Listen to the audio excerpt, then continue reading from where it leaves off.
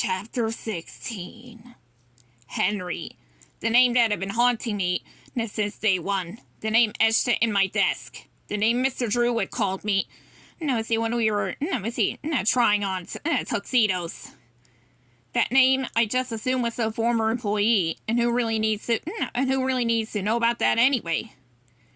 Mr. Drew's former business partner, said Dot, helped fund Joey Drew Studios. He created Bendy. He created Bendy? I said, shocked. I thought. I always assumed. A lot of people assumed that, said Norman. It ain't like Mr. Drew corrects them. That made me feel uncomfortable. The implication here. He created the big three, didn't he?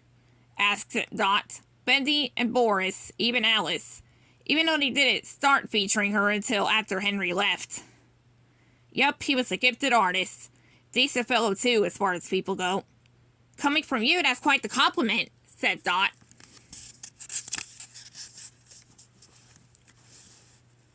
Norman barked out a laugh. I guess. But what does Henry have to do with the ink? I wanted to get on with the story.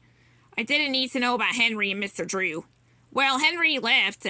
Y'all know that. He left, wanted to spend more time with his wife, Linda. You get that. This job can be consuming. Sure, said Dot. I nodded, but swallowed hard. I thought about all the late nights. I thought about trying to prove myself. I thought about how I hadn't had a good conversation with Ma in a long time. How do you think a man like Joey Drew takes that? Takes what? I asked. The leaving. Mr. Drew had the vision, but Henry, he had the talent. Talent's gone. What now? It ain't personal, but maybe Mr. Drew takes it like it is. Maybe he decides he don't need Henry. Never did. Just needs the talent. None of this is making any sense. With everything that had just happened, it's on to some monster outside the door, and this feeling, this pit in the stomach feeling, hearing the word vision. I just couldn't put it all together. Okay, so Mr. Drew hires talented people. We know that, said Dot. And we know the cartoon's okay for a while. After Henry leaves, Alice is popular for a beat. So is the original actress, Susie. You ever meet her? Missy asked Norman to Dot. Once, she replied. Cute kid. He finished up his drink and placed the mug on the table. But still, it doesn't last. All the talent in the world and it doesn't last. He starts spending money on that amusement park he ain't never going to build. And of course Norman knew about that too. And the theater, I said. Almost more to myself. What theater? Asked Norman. The studio starts to fail, said Dot, getting us back on track. Norman nodded. He needs something, anything, to get the studio back in the papers again. Get investors excited again. That's when it finally clicked. The machine, I said. Tom Connor. Yes, said Norman, looking at me. So you know about the machine then, he said, like he approved. Kind of, I said. I couldn't help but glance over my shoulder just to check if the light was still as bright. It was. We know that there is one. We know Tom Connor is working on it, said Dot. Was, corrected Norman. Was? I asked. Norman raised an eyebrow at me. Was. There was a silence where I suppose we were meant to ask. We see him why, but then Dot asked a different question. Getting us back on track, as she always said. What does the machine have to do with the ink? It needs ink to work. The pipe, I blurted. What pipe? Asked Dot. I thought it was strange that first day when Sammy was covered in ink and I had to clean it up. It was from a burst of pipe in the closet.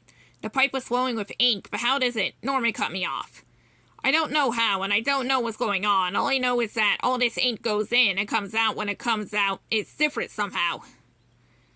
Different ink. I thought about it. Now that the pieces had started coming together, things were making more sense in my messed up mind. I could solve more problems. The ink kit Sammy was looking for, was crazy for, I said carefully, making eye contact with Dot. Yes, she said. Of course, why would he care so much about regular ink? It's everywhere. We are an animation studio. We have it everywhere.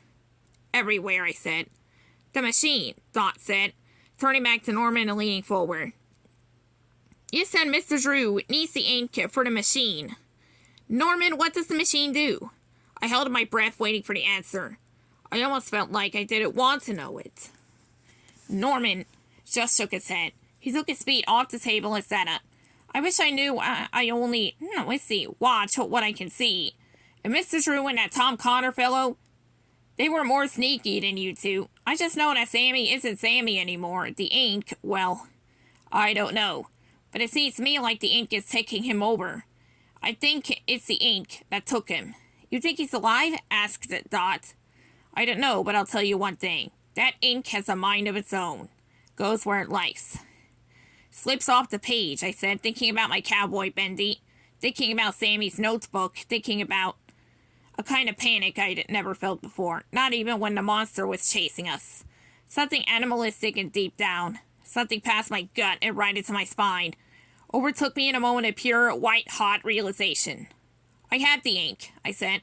I took a bottle from the supply closet from Sammy's stash. Well, by now the studio was overrun with it. Mr. Drew saw to that, said Norman. No, he didn't. That's not fair, I shouted. But even as I did, I thought about my grandfather looking at Mr. Drew's hand.